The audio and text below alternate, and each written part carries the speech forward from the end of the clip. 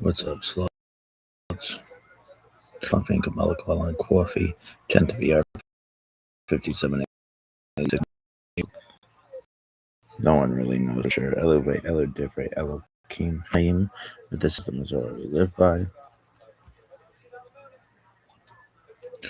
We've been doing this shit 122 days. Really?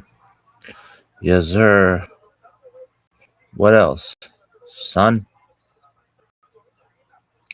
ESPN, da-na-na, na-na-na. That's what fucking lies in the deepest, darkest fucking parts of my brain.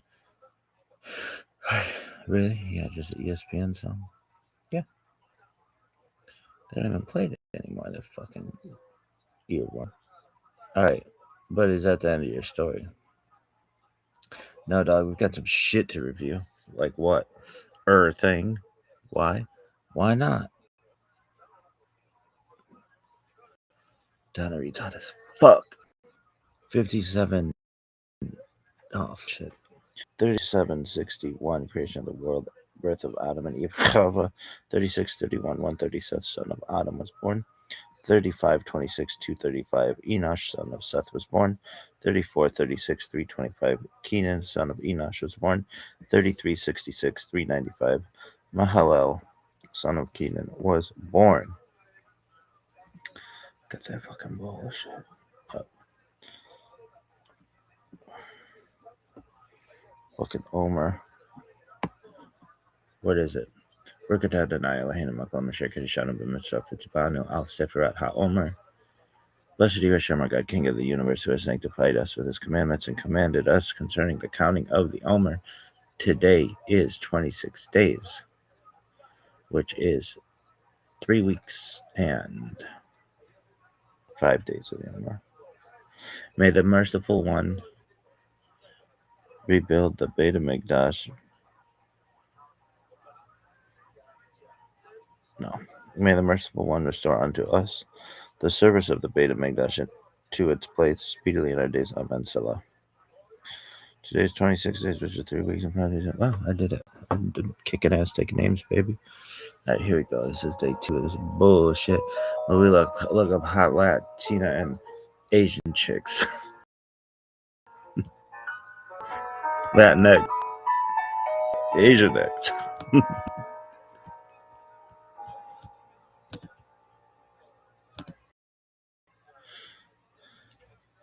I'm Dr. Justin Sledge. What up, Dr. Justin Sledge? What about Indian? There are a lot of Indian chicks. Philosophy, I don't know. and religion. List of hottest Indian chicks.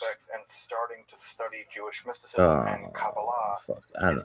Just do beautiful just how those Indian women or ideas something. developed over time. It's tempting to think that, for instance, Kabbalah has just always existed in the form that we have it, or that Kabbalah that bitch is hot as fuck.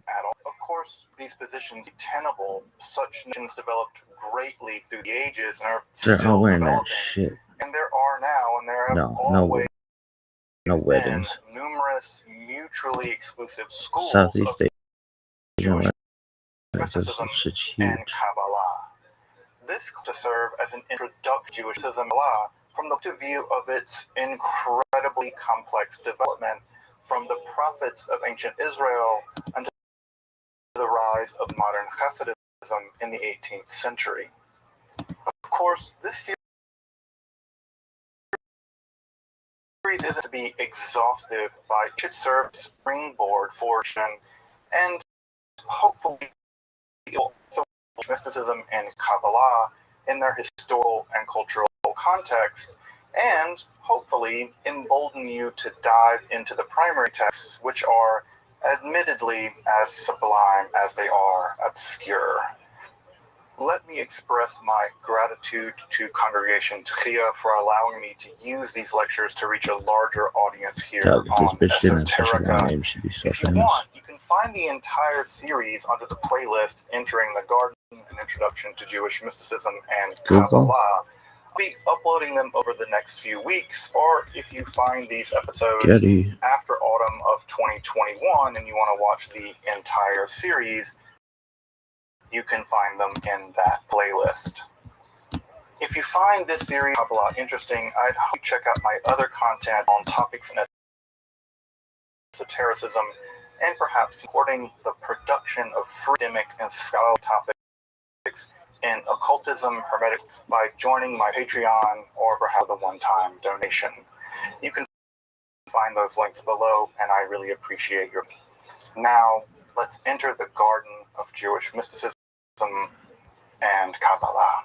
Well, I want to say welcome back this evening to the second part of our 10-session romp through Jewish mysticism and Kabbalah.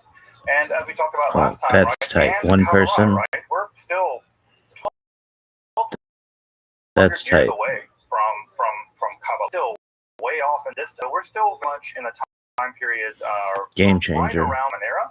That is to say, around the year 0. Right? That's if you want to get an anchor of where we are. And just to recap a bit, right? Last time, That's a bullshit. we defined mysticism, at least for the purposes of this class, which doing things like mysticism makes it certain that everybody will disagree with studies this stuff. So I'm just basically anytime to say, I'm going to define mysticism, it's like putting a target on my back. But the way that I want to define it is as a non-rational mode in which one experiences or learns about fundamental reality. And also the traditions that accrue around those experiences.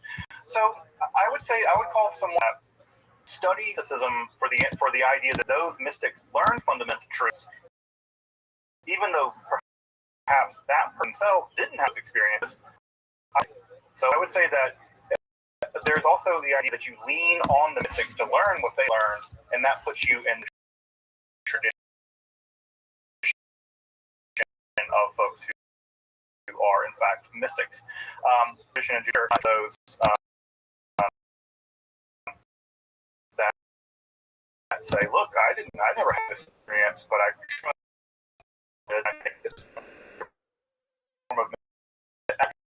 actually doesn't involve experiences. Last time, even Jewish, the first Jewish mystics were Israelites, which is a much broader category. Remember that Jews, the Yehudim, received that name as being that complex.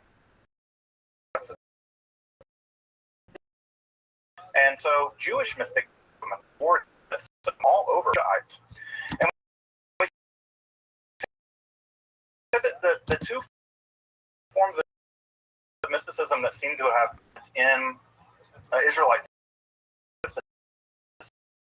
God showed up to them, God appeared, and for other people, God spoke to them. And if you speak on the behalf of God, that makes you a prophet. Although sometimes those folks are referred to as roeh. The idea there is that we have the idea that either those folks can see the future or they hear something and they communicate. Those folks we typically refer to as the prophets. Important theophanies in the Hebrew Bible, historically speaking at least, we don't think that the theophany described in Exodus, where God showed up to the Israelites and to Moses, we're fairly confident that that's a mythological piece of information, not a historical one. But we are relatively confident, many scholars are relatively confident, that the prophets Isaiah and Ezekiel did have some kind of phenomenological encounter, and that encounter they recorded in the literature of the book of Isaiah and the book of Ezekiel, respectively. You might be wondering, right, how can you say that Moses didn't exist? Well, it's not about whether he did or didn't, it's about what we have evidence for. And we just don't have evidence, really, to believe that happened.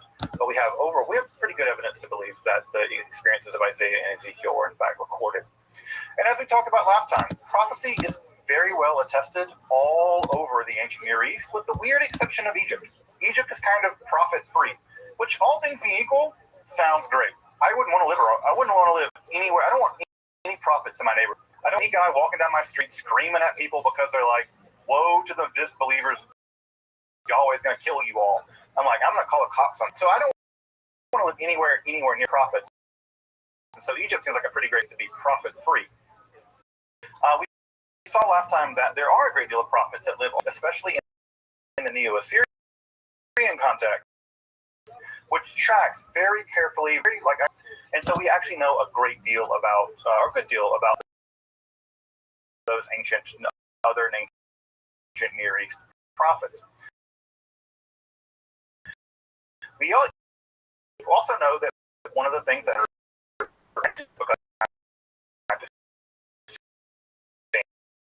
crazy, you in your toast doesn't mean Jesus in your toast. It might be that you need help.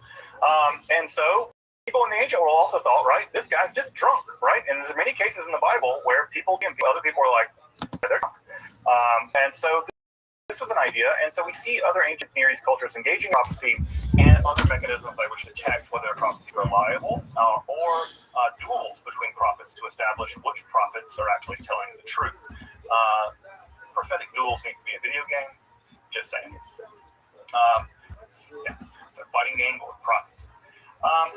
And what brings prophecy to an end and what sets us up for our transition tonight is that, as you may remember, part of what happens in the theophany literature of the Hebrew Bible is that the God of the Israelites, Yahweh, makes himself known